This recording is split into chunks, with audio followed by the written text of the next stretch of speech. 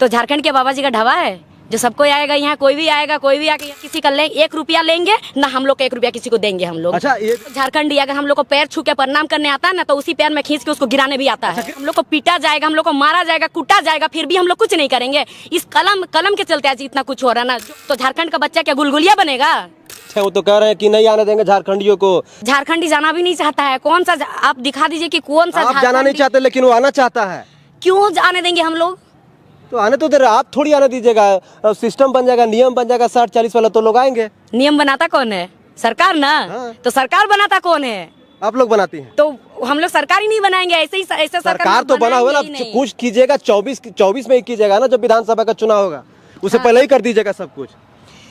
उससे पहले अगर हम लोग सब कुछ नहीं भी कर पाएंगे ना, तो सरकार को हम लोग करने भी नहीं देंगे। आने नहीं कर लगातार सरकार तो विज्ञापन निकाल ही रही है लगातार।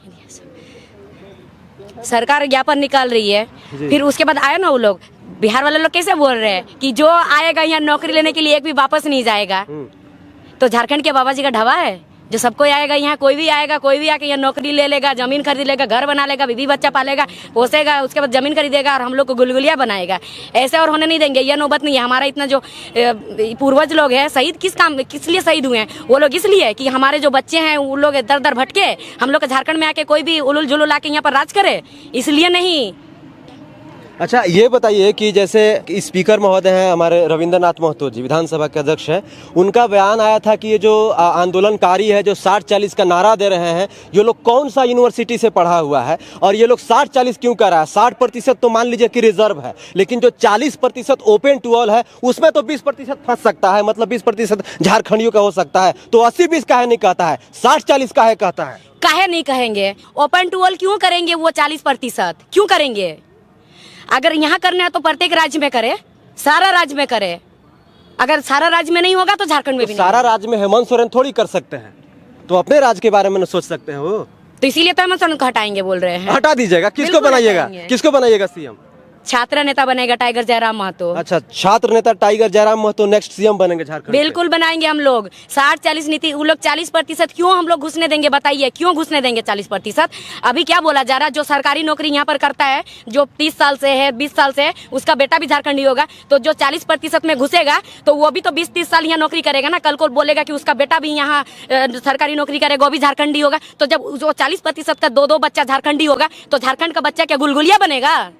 तो आप लोग भी बिहार में जाके नौकरी लीजिए। 40% जाएंगे हम लोग? दूसरों का हक मारने नहीं जाते, दूसरों का पेट में लात मारने नहीं जाते हैं हम लोग। ना किसी का 1 रुपया लेंगे ना, हम लोग 1 रुपया किसी को देंगे हम लोग। अच्छा, ये बेबी मत तो ये बताइए कि जैसे कि आप लोग की एक पार्टी बन गई है JBKSS, बिल्कुल पार्टी बन गई है, उसके बाद अभी जो ये आपका ये कौन सा छात्र JSSU ये है, तो अभी जैसे कि ये छात्र संगठन है, छात्र नेता यहाँ पे है, लेकिन अब मान के चलिए कि आपकी एक अलग पार्टी है, राजनीतिक पार्टी है, तो यहाँ पे जो सत्ता पक्ष में लोग बैठे वो तो साफ साफ यही कहेंगे कि ये लोग राजनीतिक चेहरा चमकाना चाह रहा है, इसीलिए जो है ये लोग सब मिल गया है, मिक्सअप कर लिया है अपने आप में।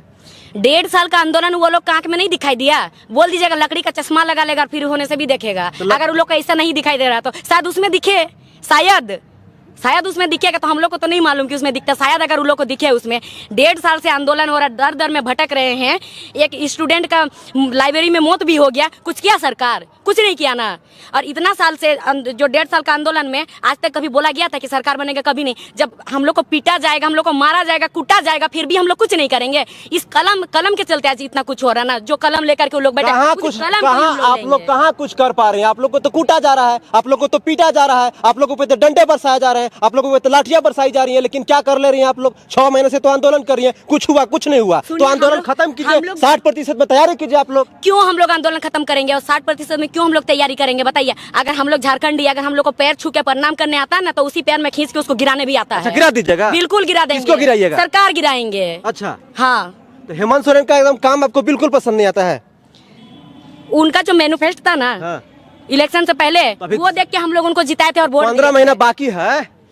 जब 3 साल में कुछ नहीं कर पाया तो 15 महीना में क्या कर पाएंगे? बताइए। वो तो एक सेंट्रल पार्टी के साथ गठबंधन करके उनका झोली में घुस गए हैं। तो आप लोग अगर बहुमत नहीं दीजिएगा तो कैसे करे? क्या करे वो? हम लोग इतना दिन से तो मौका दिए थे कि कर दीजिए सर, कर दीजिए। कहाँ कर रहे हैं कुछ भी? आप कह रही हैं कि सेंट्रल पार्टी के साथ बहुमत उनको मिला नहीं है, तो किसके साथ जाएंगे? वो तो अलायंस करेंगे किसी न किसी के साथ। बीजेपी के साथ करेंगे, नहीं तो कांग्रेस के साथ किए हैं। तो अगर आप उनको फुल मेजोरिटी के साथ जिताएंगे तभी तो कुछ कर पाएंगे वो। अच्छा, अगर वो ठीक है गठबंधन की है तो वो यहाँ यही के है ना, तो उनको तो मालूम होना चाहिए ना कि किनका घर में, आपका घर में आप मालिक आपका पड़ोस को होने देंगे? आपका घर में आप क्या करेंगे क्या नहीं करेंगे आपका पड़ोस को मालिक बनने देंगे? नहीं ना। तो सरकार है हमारे यहाँ, मुख्यमंत्री हेमंत सोरेन है ना, तो उनको मालूम होना चाहिए ना कि झारखंड में क्या करना चाहिए। झारखंड, वो भी तो झारखंड के बेटा है, एक आंदोलनकारी के बेटा है, गुरुजी के बेटा है, वो है ना। तो फिर गुरुजी के आंदोलनकारी के बेटा है तो क्यों नहीं 60-40 वाला बैरियर खत्म कर देते हैं? तो वो चीज उनको करना चाहिए ना।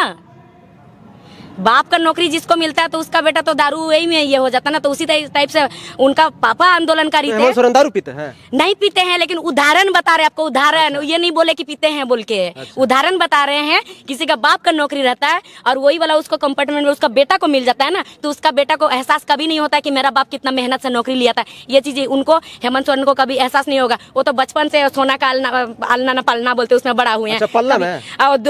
धूल मिट्टी में पाल पोस के बड़े नहीं हुए। अगर धूल मिट्टी में पाल पोस के बड़े होते ना तो आज माटी के लिए ऐसा नहीं करते। जी।